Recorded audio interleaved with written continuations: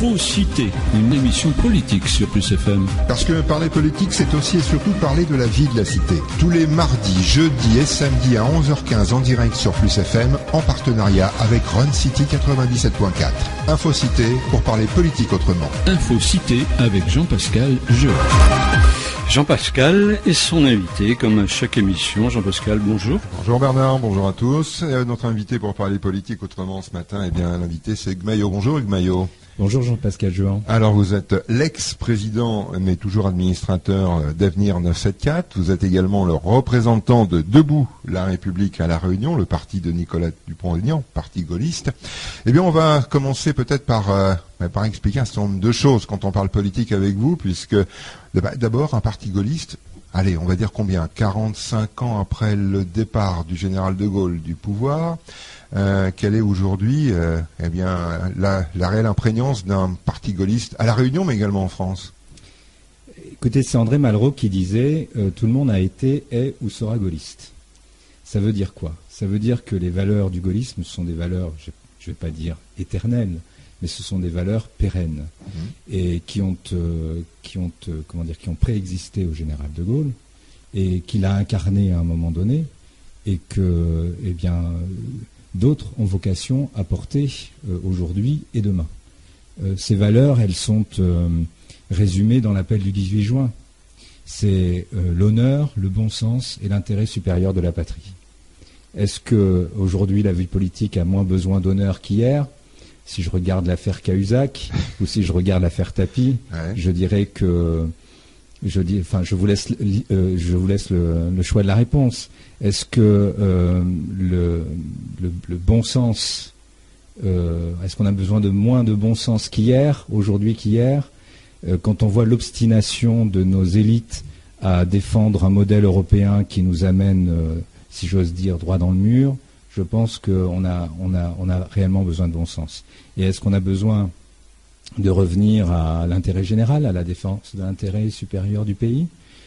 Quand on voit dans quelle situation se trouve aujourd'hui notre pays, la situation de crise, crise des valeurs, crise économique, crise sociale, crise politique, la nécessité de se rassembler pour faire face à cette crise, je crois que là aussi j'ai répondu à votre question. Donc à partir du moment où on adhère à ces valeurs, qui sont des valeurs pérennes et qui sont le socle d'une vraie démocratie et des solutions à trouver aux problèmes des Français, je pense que sans honte et la tête haute, on peut dire qu'on est gaulliste 45 ans après le général de Gaulle. Alors comment expliquer aussi, et si on se réfère aux dernières présidentielles, comment on peut expliquer cette cohabitation, cette existence au milieu des partis traditionnels, UMP, Parti Socialiste, Front de Gauche, Verts, écologistes? Si on se rappelle le score de Nicolas Dupont-Aignan, il n'était pas si extraordinaire que ça. Est-ce à dire qu'il y a encore des choses sur lesquelles il faut revenir, expliquer aux gens, leur rappeler peut-être un certain nombre de valeurs? Comment ça se passe? Bien sûr qu'il faut faire l'explication, qu'il faut faire la pédagogie, qu'il faut rappeler les valeurs que l'on défend, les développer et montrer combien elles peuvent apporter des solutions concrètes, parce que c'est ça le plus important, c'est d'apporter des solutions concrètes aux problèmes du pays, aux problèmes des Français, aux problèmes des Réunionnais. Il faut le faire parce que la vie politique aujourd'hui, c'est un théâtre d'ombre, c'est un grand cinéma où les problèmes de fond ne sont jamais abordés, où les querelles d'hommes et de femmes sont toujours sur le devant de la scène. Donc on amuse la galerie avec des problèmes de personnes et on ne résout pas les problèmes de fond. Donc il y a un effort effectivement à faire pour tous ceux qui souhaitent faire de la politique autrement, c'est-à-dire qui souhaitent régler les problèmes des Français, c'est-à-dire poser les problèmes, les regarder en face et proposer des solutions. Comme tout le monde est agité ou s'agite sur la forme, il y a un effort pour ceux qui veulent présenter des solutions de fond. Alors on va y revenir, et notamment sur ces explications, ces solutions de fond, puisque vous étiez présent au mois d'octobre donc au congrès de Debout la République à Paris. Mais avant d'aborder ce sujet, j'aimerais qu'on revienne avec vous sur l'actualité du moment. C'est la visite dans le département du ministre des Outre-mer, Victorin Lurel, qui a abordé un certain nombre de points, qui a recadré un certain nombre de chefs d'entreprise, qui a pris un certain nombre d'engagements.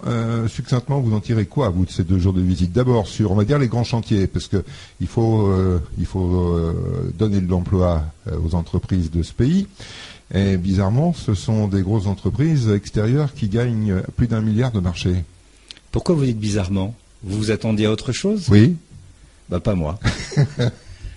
On est dans un système, et tout à l'heure on va reparler d'Avenir 974, on est dans un système que l'on a qualifié de féodal. Ça veut dire quoi? Ça veut dire que c'est un système qui est cadenassé. C'est pas un système démocratique. C'est pas un système qui cherche ou qui poursuit un objectif de développement économique, développement social, développement humain. C'est un système qui cherche à défendre des intérêts. Les intérêts, dans un système féodal, de quelques-uns, de quelques barons. Et ces baronnies, qu'elles soient politiques, qu'elles soient économiques, elles s'auto-alimentent. Parce que c'est la condition de leur survie. On est dans... Je ne sais plus si j'ai pas vu ça dans Marianne, une petite caricature où quelqu'un, oui, c'était dans le dernier Marianne, un riche disait à un pauvre, puisqu'on ne prête qu'aux riches, il est normal qu'on ne prenne qu'aux pauvres. Ouais. D'accord? Je veux dire, voilà dans quel système on est aujourd'hui, un système qui ne poursuit pas des objectifs de développement. Si on poursuivait des objectifs de développement, si le système poursuivait des objectifs de développement, oui, effectivement, on s'organiserait pour que la commande publique profite à l'emploi local, aux entreprises locales. Comme le système ne cherche qu'à défendre les intérêts de ceux qui le gouvernent, eh bien, on se retrouve dans ce type de situation. Alors, c'est peut-être lié aussi, Hugues Maillot, au fait qu'on a 80 ou 90% des entreprises réunionnaises qui sont des TPE ou des PME. C'est peut-être lié aussi à cette configuration-là, une configuration particulière. Aujourd'hui, et on l'a vu, c'est notamment les patrons étaient très inquiets sur les problèmes d'exonération, de crédit d'impôt. Ils ont rencontré Victorin Lurel, ils l'ont sollicité. Apparemment, on ne s'attendait pas du tout à ce que les journaux ont appelé un recadrage du ministre des Outre-mer vis-à-vis des chefs d'entreprise réunionnais. Il n'y a pas eu d'accompagnement, il n'y a pas eu d'écoute. Les choses étaient déjà décidées, arrêtées depuis Paris. Ça, je sais pas, vous poserez la question où il faut interroger ceux qui sont en responsabilité. Debout la République n'est pas en responsabilité. Moi, ce que je peux dire sur le fond de ce sujet-là, c'est qu'il est indéniable que les chefs d'entreprise à La Réunion bénéficient d'un certain nombre d'avantages, que l'économie réunionnaise, au titre de ce que j'appelle la continuité territoriale, bénéficie d'un certain nombre d'avantages. Il est indéniable également que l'économie réunionnaise subit un déficit de compétitivité et que donc ces avantages sont pour partie justifiés. Il est également indéniable que la situation des finances publiques fait qu'on doit s'interroger sur l'optimisation des crédits qui sont apportés aux uns et aux autres. Des crédits publics qui sont apportés aux uns et aux autres. Mais une fois qu'on a dit ça, on ne peut pas changer les paramètres des dispositifs sans concertation, bien sûr, mais surtout sans avoir un projet de rechange. Quand on regarde le développement économique de La Réunion depuis un peu plus de 10 ans, jusqu'en 2009, on constate une croissance économique relativement forte qui s'appuie sur l'ensemble des mécanismes de financement de l'activité économique, et notamment la défiscalisation, les exonérations de charges et tout. On peut considérer, et je fais partie de ceux qui pensent, que le système n'était pas optimal, c'est-à-dire qu'il laissait au bord du chemin un certain nombre de nos compatriotes, et qu'il aurait pu avoir des leviers beaucoup plus forts si justement on n'était pas dans ce système féodal. Maintenant, on ne change pas un système du jour au lendemain. C'est-à-dire il faut construire l'alternative. Et ce que je reproche à ce gouvernement, comme au gouvernement précédent, au gouvernement précédent au pluriel. C'est qu'il ne suffit pas de faire des économies. Il faut surtout, c'est pas l'enjeu. L'enjeu, c'est d'avoir un projet de développement. C'est de construire un projet de développement et ensuite d'avoir des outils qui sont adaptés. On n'a pas de projet de développement, on a des outils et on casse les outils. J'ai envie de dire, ça résout aucun problème. Alors, ce sont ces problématiques que vous êtes allé présenter à Paris le 5 octobre dernier au congrès de Debout la République à Paris. C'était quoi l'objet de votre déplacement, justement, déplacement parisien? Le congrès de Debout la République, c'était un moment extrêmement fort de la vie du mouvement, puisque c'est le moment où un maximum d'adhérents se rassemblent et où on renouvelle les instances du mouvement. Dans le cas du renouvellement des instances, nous avions un candidat, Monsieur Jean-Jacques Morel, qui est conseiller municipal à l'Étang-Salé, à ne pas confondre avec un autre Jean-Jacques Morel, parce que je sais qu'il y a eu quelques confusions. Et donc il était important d'abord que j'appuie sa candidature. Et puis ensuite, j'ai envie de dire que j'y suis allé pour faire le travail de ce que les représentants des partis politiques nationaux à La Réunion doivent faire quand ils se déplacent en métropole, c'est-à-dire défendre La Réunion, défendre l'outre-mer, défendre le potentiel de développement que nous représentons pour la France. Donc j'ai porté un message qui consistait à dire effectivement la France n'est pas la France sans l'outre-mer. Et donc l'outre-mer doit trouver une place dans le projet de Debout la République pour la France. Il a déjà une place, mais vous savez, quand loin des yeux, loin du cœur, 9000 kilomètres, on peut avoir tendance à vous oublier. Je pense que le déplacement a été une réussite, pas parce que mon discours a été applaudi, ce qui a été le cas, mais il a pu l'être par politesse, mais parce qu'il y a eu l'élection de Jean-Jacques Morel, qui n'était pas acquise, puisque j'ai envie de dire, il y a des fédérations qui sont beaucoup plus grosses que la fédération de La Réunion, et donc les égoïsmes départementaux auraient pu l'emporter sur l'intérêt général. L'intérêt général, c'était que La Réunion soit représentée dans le Conseil national du mouvement. C'est ça qui est intéressant. C'est ça qui a été acquis et qui est important. Voilà. Alors justement, parce que depuis des années, on entend les partis traditionnels, effectivement, faire les yeux doux à l'outre-mer d'une manière générale, depuis des années d'ailleurs, avec plus ou moins d'insistance et plus ou moins de réussite. Qu'est-ce qui aujourd'hui fait que, dans un mouvement comme Debout la République, on accorde plus d'intérêt à la Réunion de manière particulière et aux outre-mer de manière générale? Une certaine idée de la France, c'est ça aussi le gaullisme. La diversité? C'est pas la diversité, c'est une certaine idée de la France. C'est-à-dire que Philippe Séguin, si vous vous en rappelez, avait fait un magnifique discours à l'Assemblée nationale lors du débat sur le traité de Maastricht. Et il avait dit, prenons garde que la construction européenne n'amène pas les pays qui la composent et qui ont une histoire avec le reste du monde à se replier sur l'Europe, et ce faisant, à ce que l'Europe se replie sur elle-même. Et dans ce discours, il rappelle la vocation, c'est un peu pompeux comme terme, mais messianique de la France. C'est-à-dire le rôle qu'elle a dans la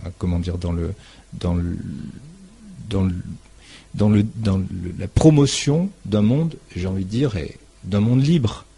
C'est-à-dire que on ne peut pas avoir, comme il est scandaleux qu'au plan local, on ait des féodalités économiques et politiques, des monopoles économiques qui pèsent lourdement sur la vie de chacun d'entre nous, de chaque Réunionnais. Il est tout aussi scandaleux qu'au plan mondial, on retrouve un certain nombre de monopoles autour d'un certain nombre d'intérêts.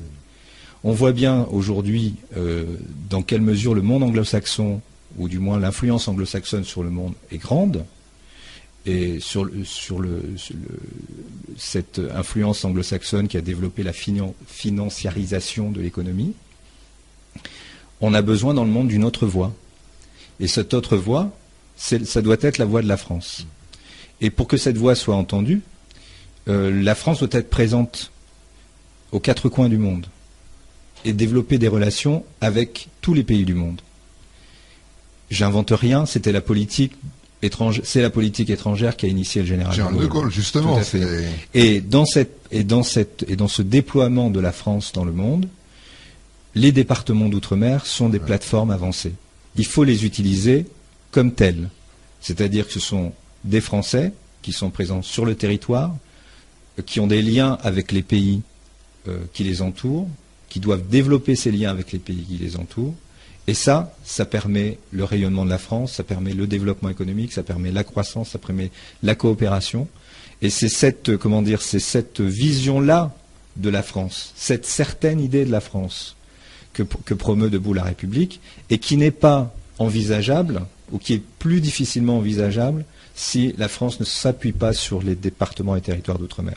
Et c'est parce que nous sommes convaincus à debout la République de cette dimension de la France, qui n'est pas simplement une dimension continentale, qui n'est pas une dimension hexagonale, qui est une dimension d'ouverture sur le monde, que nous accordons autant de place et autant d'importance aux départements d'outre-mer. Alors on va y revenir, on va marquer d'abord une première pause et puis on revient dans quelques instants. Donc je vous rappelle qu'on est en compagnie d'Hugues Maillot, l'ex-président et administrateur d'Avenir 974, mais également représentant de Debout la République à La Réunion. Info Cité, une émission politique sur Plus FM. Parce que parler politique, c'est aussi et surtout parler de la vie de la cité. Tous les mardis, jeudis et samedis à 11h15 en direct sur Plus FM, en partenariat avec Run City 97.4. Info Cité pour parler politique autrement. Info Cité avec Jean-Pascal Jeu. Jean-Pascal et son invité. Voilà, donc je rappelle mon invité Hugues Maillot ce matin, donc administrateur du mouvement Avenir 974, représentant La Réunion, également du mouvement de Nicolas Dupont-Aignan, Debout la République. Alors on le disait au cours de ce premier quart d'heure, vous êtes allé à Paris donc au congrès national du parti Debout la République. Vous avez présenté un petit peu, fait une cartographie de ce qui se passait dans notre département à La Réunion. Vous avez présenté des idées, vous avez présenté des solutions. Comment se fait-il, d'où sont nées ces idées, ces solutions? Si je me réfère à un manifeste que vous avez publié qui s'appelle « Je fleurirai partout où je serai porté », qui est un manifeste, alors que vous dénommez citoyen, non pas politique, mais citoyen. C'est un petit peu dans ce manifeste-là que sont nées ou qu'ont été expliquées les idées qui pouvaient effectivement permettre à La Réunion d'avoir un autre avenir que celui qu'on nous promet depuis des décennies? Effectivement, c'est-à-dire que on va dire, il y a des méthodes pour agir politiquement. Si on n'est pas simplement dans la promotion d'une personne, ou dans l'ambition, j'ai envie de dire, personnelle, ou dans l'ambition partisane, on ne peut pas aller à la rencontre de nos compatriotes sans avoir réfléchi à ce qu'on voulait leur dire et sans leur proposer des solutions, sans leur proposer un projet. Il faut déjà partir d'un bilan. Bien sûr, il faut partir d'un bilan et du bilan tirer des conclusions et des conclusions dessiner un projet. Et la démarche de ceux qui, on va dire, qui avec moi souhaitent proposer quelque chose aux Réunionnais, a commencé effectivement avec Avenir 974, avec la rédaction de ce manifeste, où nous nous sommes mis d'accord sur un diagnostic, le diagnostic dont je parlais tout à l'heure, c'est-à-dire celui d'une société réunionnaise bloquée. C'est-à-dire une société qui a évolué, c'est-à-dire que la départementalisation a eu des bienfaits. Non seulement a eu des bienfaits, elle a permis de sortir la Réunion d'une situation de très très grande pauvreté, une pauvreté sans doute plus forte encore ici que dans certains pays d'Afrique noire à l'époque, ou même que de Madagascar, pour ne parler que de Madagascar, qui à l'époque était le territoire, le pays de référence dans la zone. La départementalisation a permis de rattraper la moitié des retards avec l'Hexagone, à peu près, jusqu'au début des années 90. jusqu'au milieu des années 90. Et puis depuis le milieu des années 90, tous les indicateurs montrent, et notamment l'indice de développement humain, montre que la logique de rattrapage est bloquée. C'est-à-dire qu'on ne progresse plus. Et donc, pour nous, il était très important, pour ceux qui ont rédigé ce manifeste, qu'on réfléchisse aux moyens de débloquer la société réunionnaise. Et pour débloquer la société réunionnaise, notre proposition, notre axe, c'est de dire qu'il faut achever la départementalisation. C'est-à-dire que la départementalisation, ne se résume pas à l'acquis des droits sociaux. On n'est pas français uniquement parce qu'on a les mêmes droits sociaux que d'autres Français. Alors qu'est-ce qui manque pour achever cette départementalisation et cette forme de responsabilisation? Ce qui manque, c'est un projet de développement économique.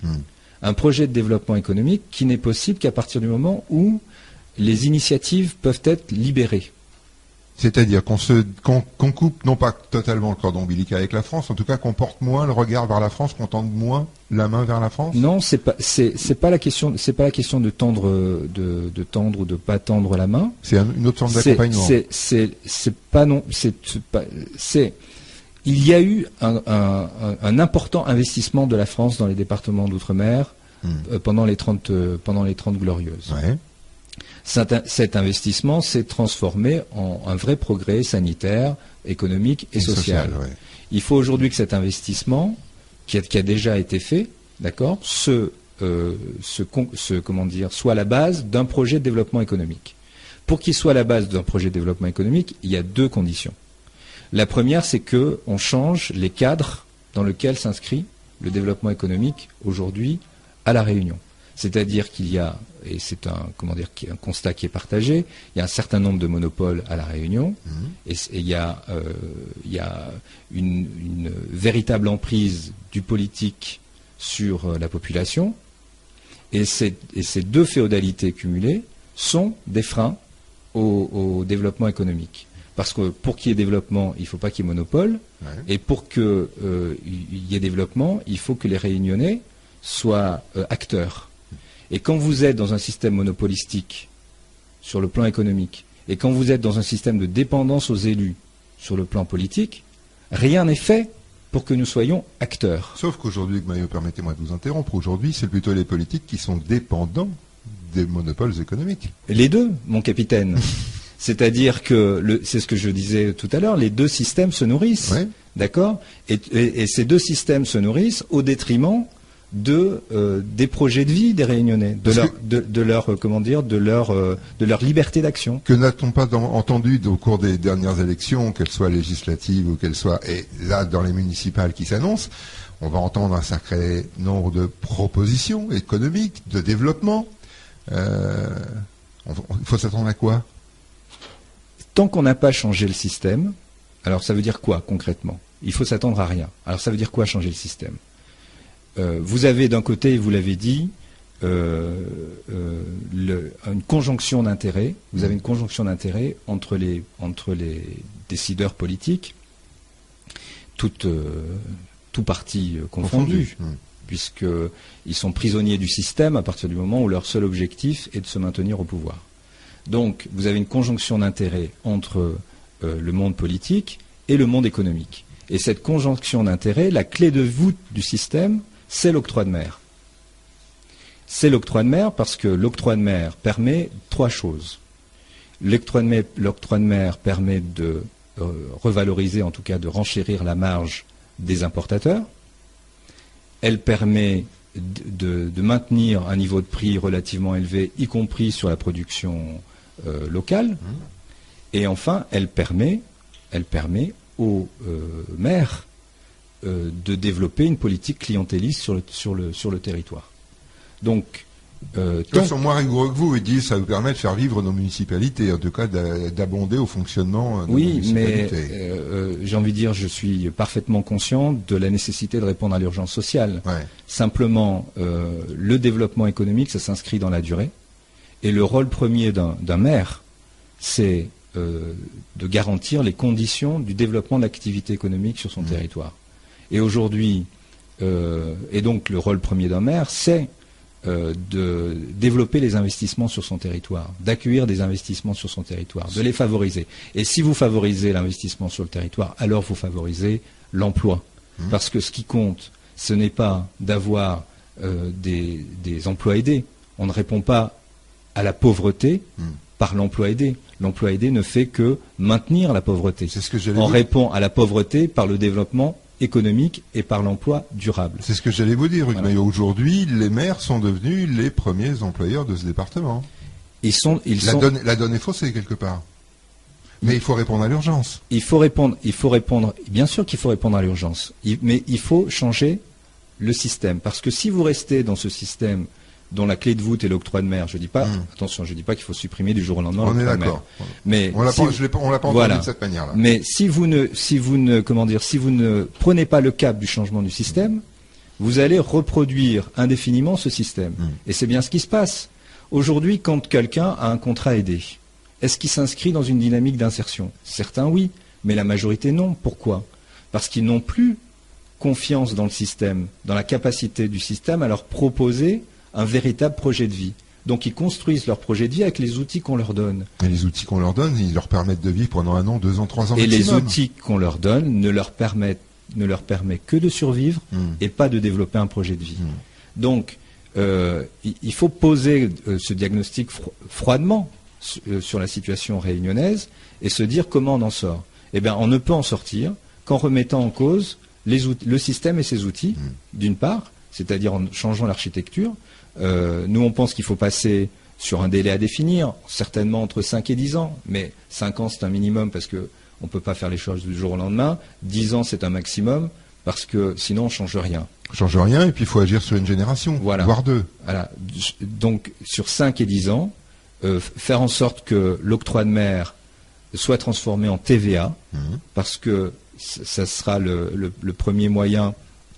Ça va diminuer les marges des importateurs, ça va diminuer un peu les prix et ça va remettre un peu de concurrence vous verrez dans le système. Ensuite, il faut que les recettes de l'octroi de mer de transformer en TVA outre-mer Il ne faut pas que ça reparte à Paris. Ne repartent pas à Paris. Il faut que ça vienne financer des projets ici, mais des projets qui soient des projets d'investissement. Il faut toujours que ça soit destiné aux communes, parce que c'est aux communes de mettre en place les zones d'activité. C'est aux communes de viabiliser le foncier pour recevoir des logements. C'est aux communes d'entretenir leurs écoles. C'est aux communes d'entretenir leurs voiries, les chemins, les routes municipales. C'est aux communes de développer, d'aménager. C'est d'abord aux communes d'aménager le territoire. Et en orientant essentiellement vers l'investissement, eh bien, on aura des effets sur le développement économique, des effets vers les TPE, des effets vers la création d'emplois. Tout à l'heure, vous nous parliez des grands chantiers. Les grands chantiers n'ont jamais développé un pays. C'est one shot. C'est one shot. On l'a bien vu. Une fois que la route des Tamarins s'était terminée et qu'on n'avait pas de projet de rechange, on a vu la situation dans le BTP devenir catastrophique. Oui. D'accord.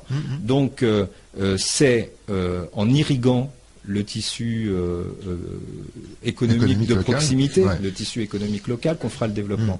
Et l'investissement public, l'investissement des communes notamment, est essentiel au regard des besoins d'investissement énormes qu'il y a à La Réunion. Ce qui est terrible, Hugues Maillot, c'est que les idées que vous venez d'évoquer, on les a déjà entendues dans d'autres mouvements, dans d'autres partis, même dans des mouvements citoyens. Qu'est-ce qui fait, et même dans ces idées-là, sortir de la bouche de certains maires en place? Qu'est-ce qui fait qu'aujourd'hui, on soit encore dans cet attentisme, dans ce frein économique et social? Qu'est-ce qu'il y a? On ne se rend pas compte qu'on va droit dans le mur? On a quoi, 5 ans, 10 ans devant nous avant d'être dans un espèce de chaos socio-économique que personne ne semble maîtriser, que personne ne semble vouloir démanteler? Alors, j'avais assisté à des débats à l'époque c'était les derniers débats sur le développement.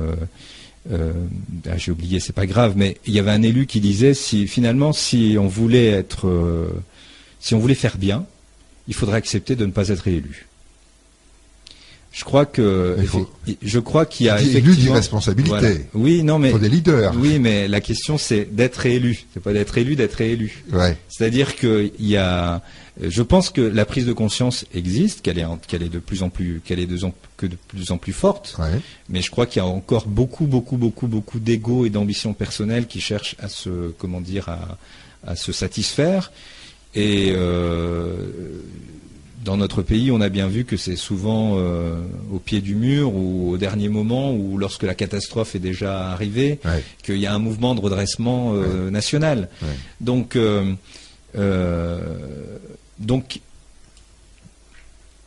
il faut agir, il faut expliquer, parce que il faut que ce soit des gens du mouvement citoyen, je pense qu'ils le fassent, des gens qui ne sont pas directement intéressés forcément par le pouvoir. À un moment donné, il faut aller sur le terrain politique, et c'est ce que nous avons fait. Pourquoi? Parce que quand on a sorti ce manifeste, personne nous a invités pour en parler nulle part. C'est pas vrai? Bien sûr, bien sûr. Il est sorti en quelle année? Il est sorti en 2011. D'accord? Ah, oui. Oui. Donc oui.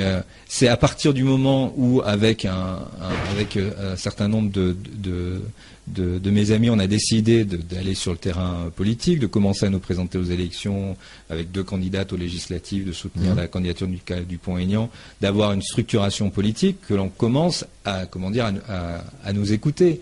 Donc il faut faire cet effort, il faut agir pour expliquer, pour faire en sorte que les gens sortent de l'égoïsme qui est certainement la valeur paradoxalement la plus partagée. Allez, on marque une dernière pause dans cette émission et puis on revient avec vous pour la dernière ligne droite jusqu'à midi. Info Cité, une émission politique sur Plus FM. Parce que parler politique, c'est aussi et surtout parler de la vie de la cité. Tous les mardis, jeudis et samedis à 11h15 en direct sur Plus FM, en partenariat avec Run City 97.4. Info Cité pour parler politique autrement. Info Cité avec Jean-Pascal Jeu. Jean-Pascal qui reçoit Monsieur Hugues Maillot, président de l'Avenir 974 et représentant de Debout la République. Jean-Pascal. On va apporter une petite précision. C'est ex-président d'Avenir 974, toujours administrateur. Oui, et la présidence est actuellement assurée par Madame Jeanne-Marie Arnaud, qui est une femme de qualité. Bon, Hugues Maillot, à entendre vos idées et surtout à entendre le constat que vous dressez à la fois de la politique nationale, mais surtout de la politique locale. Comment un collectif comme Avenir 974 est perçu dans le microcosme économique, mais surtout électoral, local? Vous passez pour quoi? Vous passez pour du poil à gratter? Vous passez pour quoi? C'est pas péjoratif, hein, quand je dis poil à gratter. Bien sûr. Je crois que pour l'instant, et pour être tout à fait réaliste et franc, je crois que pour l'instant, on nous regarde avec un certain amusement. Au mieux, et peut-être avec aussi un peu d'indifférence. Mais vous n'êtes pas d'abord le seul mouvement citoyen? Non, bien sûr. Mais vous savez, tant que vous n'êtes pas sur le terrain du politique lui-même, c'est-à-dire que tant que vous n'avez pas atteint un certain poids électoral, nos élus, nos dirigeants, de manière générale, ne se sentent pas menacés. Ah, donc nos élus n'ont pas peur du pouvoir de la rue. Ils ont plutôt peur du pouvoir des urnes. Aujourd'hui, force est de constater que la concrétisation du mécontentement, en tout cas à La Réunion, s'il commence à être réel, on commence à le sentir fortement. Mais la concrétisation de ce mécontentement, il s'exprime plutôt par l'abstention. Et l'abstention, elle est plutôt favorable au maintien des gens en place. Donc, je pense que tant que le système ne se sentira pas menacé, sérieusement, c'est-à-dire tant que... moi, je ne suis pas pour les révolutions dans la rue. Enfin, je trouve que c'est pas le bon moyen de résoudre les problèmes. Je pense que le bon moyen de résoudre les problèmes, c'est d'aller sur le terrain de la démocratie, d'aller sur le terrain du vote, d'aller sur le terrain politique. Donc il faut aller disputer dans le concert démocratique, d'aller disputer le leadership des partis en place. C'est-à-dire qu'on va vous retrouver prochainement à des scrutins électoraux, prochaines municipales ou d'autres? D'abord, Debout la République a déjà présenté 2 candidats aux dernières législatives. Il y aura une représentation de Debout la République aux européennes, parce que au-delà, on va dire, du cadre national, aujourd'hui, ce qui cadre l'action publique, c'est surtout l'Europe et les moyens qu'elle met à disposition, notamment des Outre-mer et des RUP. Exactement. Et donc effectivement, pour nous, les plus gros enjeux aujourd'hui sont au plan européen. Donc il y aura effectivement une liste de Debout la République pour l'Outre-mer et donc à la Réunion. Le combat des municipales, c'est un peu plus complexe. Ça demande beaucoup plus de présence sur le territoire, d'être plus solide. Donc on sera certainement davantage en soutien de certaines candidatures qu'en candidature nous-mêmes. Mais oui, c'est sur ce terrain-là qu'il faut aller présenter ses idées, qu'il faut aller à la rencontre des Réunionnaises et des Réunionnais. Hugues Maillot, soyons clairs, quand vous dites que vous serez en soutien de certaines candidatures, est-ce qu'on va vous retrouver, par exemple, dans un conglomérat politique comme on est en train d'en voir un se constituer actuellement autour de l'UMP, du MoDem, de l'UDI? On va vous retrouver dans ce genre d'association? S'ils nous rejoignent sur la plateforme d'Avenir 974, je crains fort que je crains fort que non. Fort que non. Pourquoi? Je crains fort que non. Parce que je l'ai dit tout à l'heure, aujourd'hui il y a une conjonction. Parce que vous dressez un portrait quand même de la politique locale qui est franchement. Il y a une conjonction des intérêts. Vous dressez un portrait à la mitraillette. Il y a une conjonction des intérêts, d'accord, entre le monde économique et le monde politique. Ouais. Et cette conjonction d'intérêts, elle se fait au service d'ambitions personnelles. Et aujourd'hui, on va dire que c'est combien? 90% d'aujourd'hui des politiques en place qui sont sur ce schéma-là. Comment vont-ils accepter? C'est un grand nombre, oui, tout à fait. C'est un grand nombre. Mais comment sont-ils en mesure d'accepter effectivement de se remettre en cause, d'accepter un certain nombre de propositions qui sont plus dans le manifeste? Peut-être tout simplement parce que ils ont une famille, ils ont des enfants qui sont inquiets pour l'avenir de leurs enfants, et que dans le système actuel, rien ne garantit un avenir harmonieux aux Réunionnais.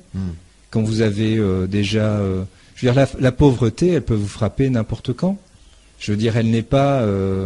Bien sûr, il y a des classes qui se reproduisent, d'accord. Mais je veux dire, les difficultés dans lesquelles la Réunion risque de se retrouver, faute de projets, faute d'un intérêt général partagé, faute d'un sursaut de nos élites, et je mets les décideurs économiques et les décideurs politiques dans le même sac, d'accord. Le fromage, si j'ose dire, s'il y en a un, et dans lequel, qui sert un certain nombre de personnes aujourd'hui, va se rétrécir.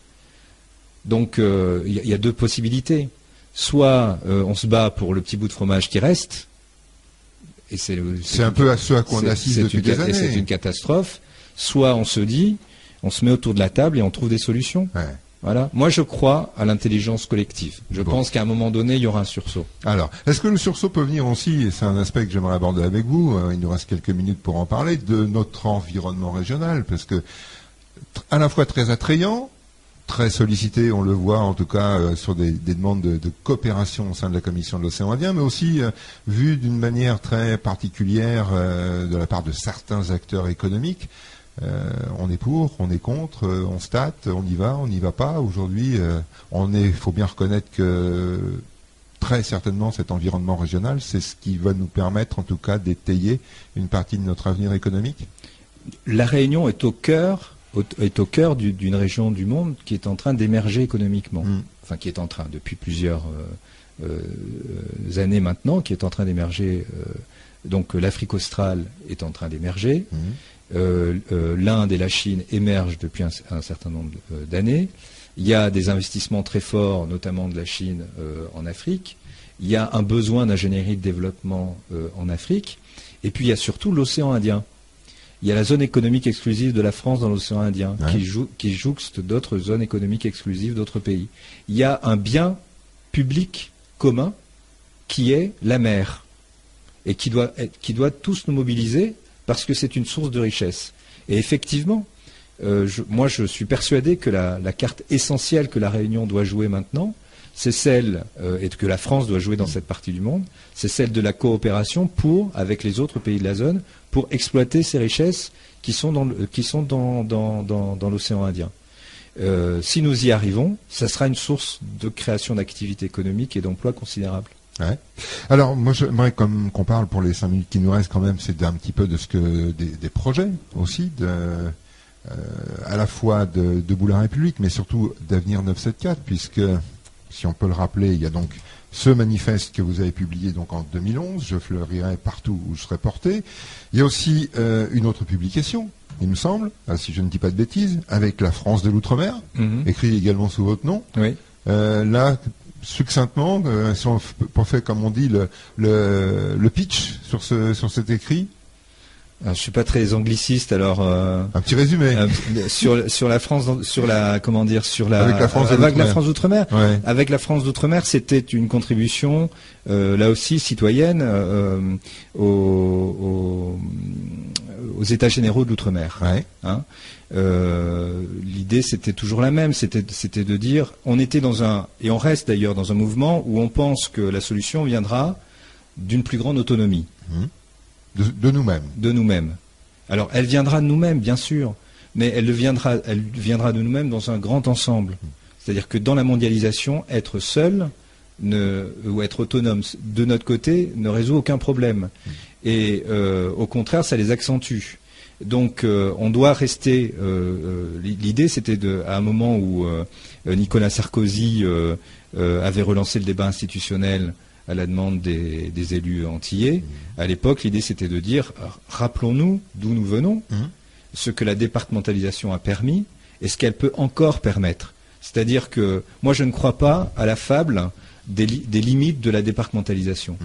La départementalisation, c'est la seule limite de la départementalisation, c'est la capacité d'ingénierie, de développement du peuple français lui-même. C'est celle qu'on s'impose. C'est l'intelligence, c'est celle qu'on s'impose. Ouais. D'accord ? La départementalisation, ça ne se résume pas à l'acquis des droits sociaux. C'est être français avec les droits et les devoirs. Les droits, pour l'essentiel, nous les avons obtenus. Les devoirs, on peut encore faire beaucoup de choses et développer beaucoup la Réunion avec les outils qu'on nous a apportés. Justement, brièvement, parce que vous avez fait allusion aux États généraux de l'Outre-mer, c'est pas la montagne qui a accouché de la souris. Bien sûr. Et pourtant, il y a eu beaucoup de participation. Oui, il y a eu beaucoup de participation, mais on est face à un État qui, je dis un État, je parle pas je parle même pas des responsables politiques. Je parle de l'État, de l'institution. On est face à un État qui a déjà fait une croix sur l'Outre-mer. C'est pas rassurant ce que vous dites. Non, ils ont déjà fait une croix. C'est-à-dire que on est face à un État, une oligarchie, qui plus vous êtes loin de Paris, moins vous êtes estimable. Donc il faut faire plus il faut faire d'économies et moins les Outre-mer seront dotés. Exactement. Et d'ailleurs, l'invention des Outre-mer, c'est pas une demande des ultramarins en premier. La notion des Outre-mer, c'est une invention de l'État pour diviser. Parce que si l'outre-mer, avec aujourd'hui le potentiel, la force qu'elle représente tant sur le plan démographique qu'en termes de potentialité de développement, restait unie, et bien à ce moment-là, on la considérerait davantage. Alors, j'aimerais aussi qu'on parle, pour la minute qui nous reste quand même, c'est des outils de communication que vous avez mis en place. Il y a un blog. Alors, il y a un blog qui s'appelle Avec la France d'Outre-mer. Ouais. Il y a une page Facebook, Debout la République 974, et une page Facebook Avenir 974. Alors, les réseaux sociaux, l'importance des réseaux sociaux aujourd'hui, justement, comment vous avez perçu cette mutation sur la communication ? Les réseaux sociaux, j'ai envie de dire, c'est aujourd'hui un outil privilégié de la communication. Quand vous n'avez pas accès aux médias, quand vous n'avez pas accès aux médias, sauf chez nous, excusez. Voilà, enfin chez vous et puis ça commence un petit peu ailleurs. Ouais. Quand vous n'avez pas accès aux médias, c'est le moyen de communiquer facile et pas cher. Voilà. Facile et pas cher. Oui. Et justement, alors quand on dit facile, pas cher, aujourd'hui vous commencez à mobiliser, vous commencez à voir un petit peu l'intérêt des autres pour les idées que vous défendez, que vous avancez. Oui, bien sûr. Je crois que on a cette communication Facebook qui nous permet de d'irriguer, et puis on essaie de concrétiser à travers des réunions sur le territoire, et on voit que la participation est de plus en plus importante. Aujourd'hui, c'est important le terrain également. Ah complémentaire. Oui, ça ne remplace pas les réseaux sociaux. En tout cas, merci Hugues Maillot d'avoir été présent, d'avoir accepté cette invitation. Merci à vous. Merci. Bonne journée. Et puis on se retrouve donc la semaine prochaine. Et n'oubliez pas, cette émission est rediffusée mardi et jeudi, et également sur Run City 974. Parce que parler politique, c'est aussi et surtout parler de la vie de la cité. Tous les mardis, jeudis et samedis à 11h15 en direct sur Plus FM, en partenariat avec Run City 97.4. Info Cité pour parler politique autrement. Info Cité avec Jean-Pascal Jeu.